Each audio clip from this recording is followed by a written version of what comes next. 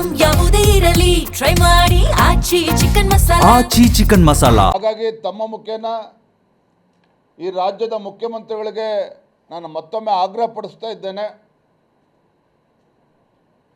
ರೈತರನ್ನು ಒಕ್ಕಲೆಬ್ಬಿಸುವಂಥ ಕೆಲಸ ನೀವು ಮಾಡಬೇಡಿ. ಹಿಂದೆ ಕುಮಾರಸ್ವಾಮಿ ಮುಖ್ಯಮಂತ್ರಿಗಳಿದ್ದಾಗ ಪ್ರಾರಂಭ ಆಯಿತು ಅಂತೇಳಿ ನೆಪ ಒಡ್ಡಿ ಕೋಟ್ಯಾಂತರ ರೂಪಾಯಿ ಬೆಲೆ ಬಾಳ್ತಕ್ಕಂಥ ರೈತರ ಜಮೀನನ್ನು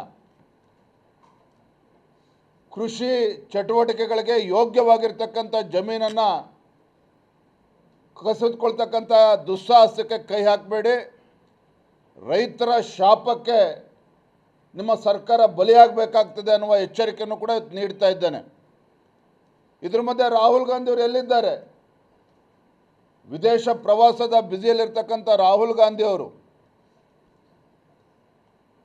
ಇವತ್ತು ಇಂಥ ಗಂಭೀರವಾಗಿರ್ತಕ್ಕಂಥ ವಿಚಾರ ದೇಶದ ಬೇರೆ ಬೇರೆ ಭಾಗದಲ್ಲಿ, ಪ್ರಪಂಚದ ಬೇರೆ ಬೇರೆ ದೇಶಗಳಲ್ಲಿ ಫೋಟೋ ಆಫ್ ಮಾಡ್ತಕ್ಕಂಥ ರಾಹುಲ್ ಗಾಂಧಿಯವರು ಹಿಂದೆ ಭಾರತ್ ಜೋಡೋ ಯಾತ್ರೆನೂ ಕೂಡ ಮಾಡಿದರು.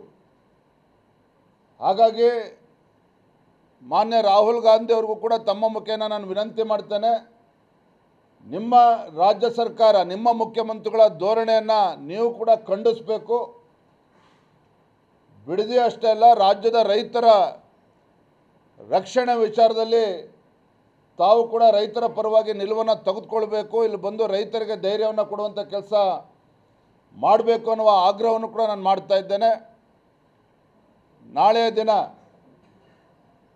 ಭಾಜಪದ ನಮ್ಮೆಲ್ಲ ಸಂಸದರು, ಶಾಸಕರು, ವಿಧಾನ ಪರಿಷತ್ ಸದಸ್ಯರು, ಹಿಂದಿನ ಎಲ್ಲ ಚುನಾಯಿತ ಪ್ರತಿನಿಧಿಗಳು ಇವರೆಲ್ಲರ ನೇತೃತ್ವದಲ್ಲಿ ಬೆಂಗಳೂರಿನ ಫ್ರೀಡಂ ಪಾರ್ಕ್ನಲ್ಲಿ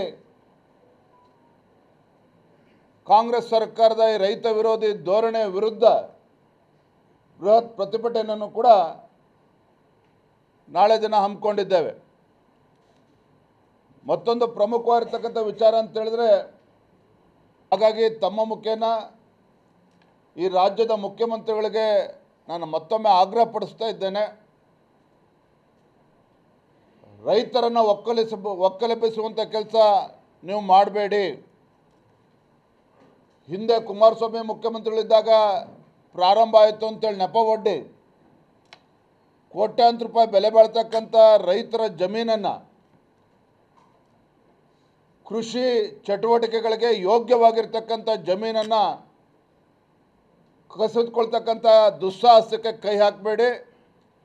ರೈತರ ಶಾಪಕ್ಕೆ ನಿಮ್ಮ ಸರ್ಕಾರ ಬಲಿಯಾಗಬೇಕಾಗ್ತದೆ ಅನ್ನುವ ಎಚ್ಚರಿಕೆಯನ್ನು ಕೂಡ ನೀಡ್ತಾ ಇದ್ದೇನೆ. ಇದ್ರ ಮಧ್ಯೆ ರಾಹುಲ್ ಗಾಂಧಿ ಅವರು ಎಲ್ಲಿದ್ದಾರೆ?